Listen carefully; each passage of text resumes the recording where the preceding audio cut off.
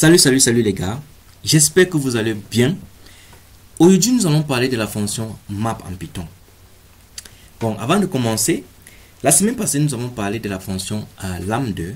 La fonction lambda est une fonction anonyme qui veut dire c'est une fonction qui n'a pas de nom et c'est une fonction qui peut être utilisée en combinaison avec d'autres fonctions comme la fonction map, ce qu'on va voir aujourd'hui, et la fonction filter, la fonction il y a aussi la fonction reduce. Mais aujourd'hui, nous allons parler juste de la fonction map. La fonction map est une fonction intégrée en Python qui permet de transformer une séquence en une autre séquence. Donc, on va devoir transformer une séquence à partir de la fonction map en utilisant une fonction de transformation. Cette fonction de transformation, en fait, c'est la fonction map. Donc, je vais donc créer une séquence de données.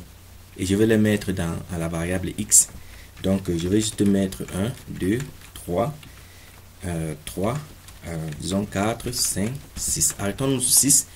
Donc, voici une séquence de données qu'on va transformer. Maintenant, on va utiliser, comment est-ce qu'on va utiliser la fonction map pour transformer cette séquence de données? Je vais utiliser notre variable, peut-être y, qui va faire appel à la fonction map. La fonction map, de l'autre côté, va prendre la fonction lambda comme paramètre, comme argument. Vous voyez? Et dans la fonction lambda, on va décrire son argument à lui-même qui va itérer sur chaque élément. Donc, je vais prendre juste un argument x, i, 2 points. Vous vous rappelez du syntaxe de la fonction lambda, n'est-ce pas? Donc, vous donnez l'argument 2 points, vous décrivez la fonctionnalité. Et là, maintenant, on va utiliser i qui va itérer sur chaque élément. On va mettre sur puissance 2, virgule. Maintenant, ici, vous allez mettre virgule. Comme lambda est utilisé en combinaison avec une autre fonction, qu'est-ce qu'on va faire? On va mettre virgule et on va donner la variable x, qui est la variable qui contient la séquence des données qu'on va devoir transformer. Donc, à partir de là, maintenant, qu'est-ce qu'on va faire? On peut utiliser une boucle for pour itérer sur chaque élément. Donc, on va dire for i, in, y. Qu'est-ce qu'on va dire? On va dire print. On va juste dire print i. À ce niveau-là, on exécute notre programme. Vous allez avoir toutes les valeurs est déjà transformées. Donc, les valeurs sont transformées puisque les valeurs sont en puissance 2. Donc, 1 fois 1, c'est 1. 2 fois 2, c'est 4. 3 fois 3, c'est 9. 3 fois 3, c'est toujours 9. 16. 4 fois 4, c'est 16. 25, etc. Donc, vous voyez que ça, c'est la puissance de la fonction map. Et on utilise la fonction map en combinaison avec la fonction lambda. Maintenant, vous voyez que ce n'est pas quand même une séquence de données. Les données viennent ici pas en forme de liste, ni en forme d'ensemble.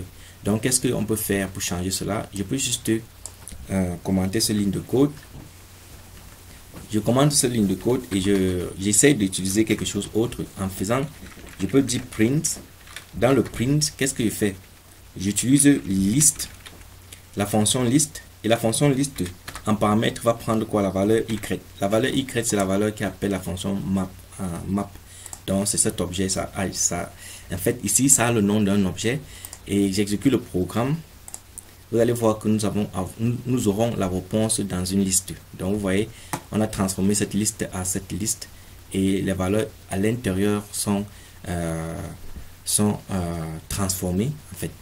Donc ça c'est la force et la puissance de cette fonction map qui est utilisée en combinaison avec la fonction lambda.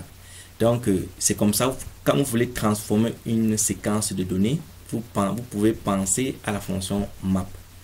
Merci d'avoir regardé cette vidéo. Cette vidéo devrait être courte pour que vous puissiez voir et pratiquer de votre côté.